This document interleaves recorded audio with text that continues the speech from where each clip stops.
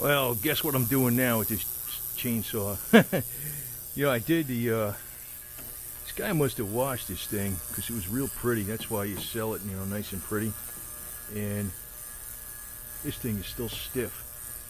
I freed it up with some PB Blaster. And right now I got it in vinegar with some, what do you call that stuff? Awesome cleaner with the heater.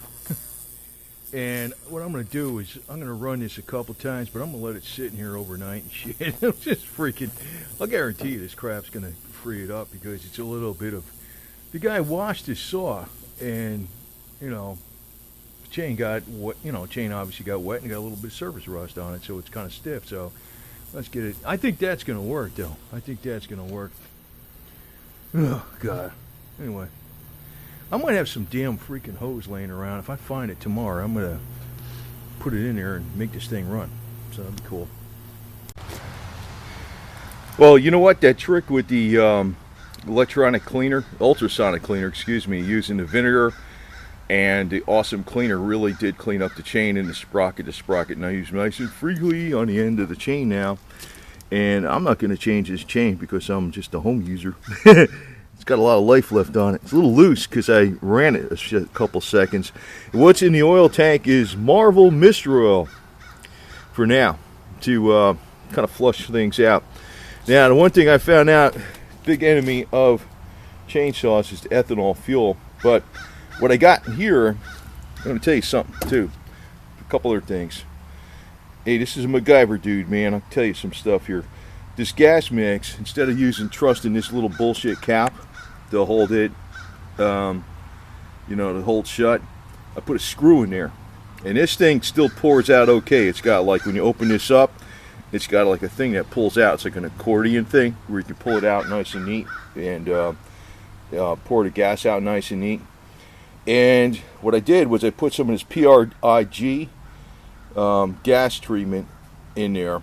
So this fuel probably will stay good for at least a year, no problem. And the fact that I got a screw in here, it's going to keep all the moisture out because there's no air, right? I know probably, and you got to leave, you don't want to fill that up all the way because the container's going to expand a little bit, right? I have had a screw in there before like that, it didn't blow up or nothing. And I put octane booster, kind of like overkill. So I guess the big thing is don't leave it in there, you know. But if it's got octane booster and that stuff in there, it probably will last in there a pretty long time. Not go clean it again. Yeah, the other thing is, you might not have one of these little doohickeys on here. See this thing here? That's like a point. And the reason, you can use probably like one of these things, one of these little needle things. They sell these all over the place. You could stick that in there and grease it up. But what I got here is, what I use is Pennzoil marine type grease, marine saltwater protection, washout and corrosion prevention, superior trailer wheel bearing protection. I use that type of stuff on pretty much everything. So you got a grease hole right here, right? And you can just pump it in there, man. Well, let's see if this starts up. Holy shit.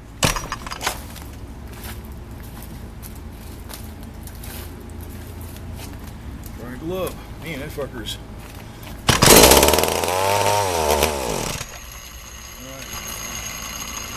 There's a little extra oil in there that was making the compression too hard. So I'm gonna clean that out. So it does fire up. Yeah, and show you again with this grease gun with this thing on here. Where's that hole? Right here. You see all that shit come out here? Flip it over, do the other side. So that's all freed up. I left the chain off because I was having a hard time starting it. And what I also did was, because there was oil in the cylinders and it was causing too much compression. Probably something I sprayed in here. The other thing is, I took off these two bars in here and half of this one, so I can pull the plug out. I was thinking, that is so stupid, you know, to have it like that. I was like, so, and I'm probably gonna get some yellow paint. Rust-Oleum Sunburst Yellow is a good match for McCullough Yellow. So Rust-Oleum Sunburst Yellow, I'll just you know, use starting fluid, clean it off, and touch it up and make it pretty, and do that on my other saw too, just for the hell of it. So still waiting on a fuel line, but it does run, so you know, should be fine. It does have good compression. Yeah, just so you know, if you do this modification on this, the 3/8 drive socket won't fit in there. If I get a 1/4" drive 5/8, it'll fit. That's a 15mm. I'll have a 5/8. Probably, I know you can special order one somewhere. They're probably on eBay. But then you'll be able to get in here and take this plug out with a 1/4" drive. And to me, that's perfect. That's what you want, man. Because this one, you see the plug here? You know, the other one's a little bit bigger. You want a 5/8, so 5/8 1/4" drive should fit in there no problem. So 15mm don't quite fit, but you could tell the theory's going to work. So that's good. Because now I can change that plug, or clean the plug, or not change the plug, but clean the plug if I need to. Or if, say, it's flooded out, you want to pull the plug out and you know, crank it over a few times and get all the shit out of there. So now I can. See that?